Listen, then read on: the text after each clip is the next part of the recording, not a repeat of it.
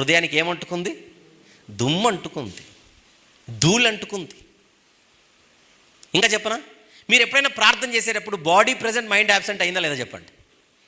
ప్రార్థనలో ఉండగా body present mind absent అంటే పరలోకమందున మా తండ్రి అని ఎత్తి 2 నిమిషాలకి అమెరికాకి వెళ్ళిపోయినా మనం. అంటే ఎక్కడో వెళ్ళింట మళ్ళీ ఒక్కసారిగా మళ్ళీ మనల్ని తట్టుకొని ఓరే నాయన ఎక్కడికో తిరుగుతున్నాను ప్రభా, నన్ను క్షమించు ప్రభా, మైండ్ అంతా ఎక్కడికో వెళ్ళింది ప్రభా, మళ్ళీ వస్తున్నాను ప్రభా, నీకు స్తోత్రం ప్రభా అని మళ్ళీ అక్కడి నుంచి స్టార్ట్ చేస్తాం. చెప్పండి, ప్రార్థన చేసేటప్పుడు మన మనసు దేవుని మీద కాకుండా ఎక్కడికో వెళ్ళిపోయిందంటే తప్పా కాదా అని అడుగుతున్నాను. చెప్పండి, తప్పంటే ఏంటి? దాని పేరు దుమ్ము, ధూళి.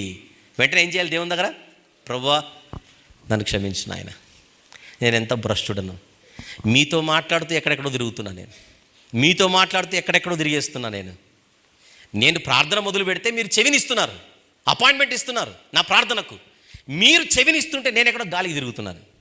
తప్పే ప్రభువా. ఇప్పుడు నేను వాక్యం చెప్పేటప్పుడు కూడా బాడీ ప్రెజెంట్ మైండ్ యాప్స్, రేపు క్రిస్మస్, రేపు ఉదయం ఏంటబ్బా ప్రోగ్రాము అని ఇప్పుడు మొబైల్ చూసుకుంటూ రేపు ఉదయం ఏం చేయాలని ఆలోచిస్తున్నారు అనుకోండి, దుమ్మది, చెత్త. అసలు ఇక్కడుండి రేపటి ప్రోగ్రాం గురించి ఆలోచించడం ఏంటి?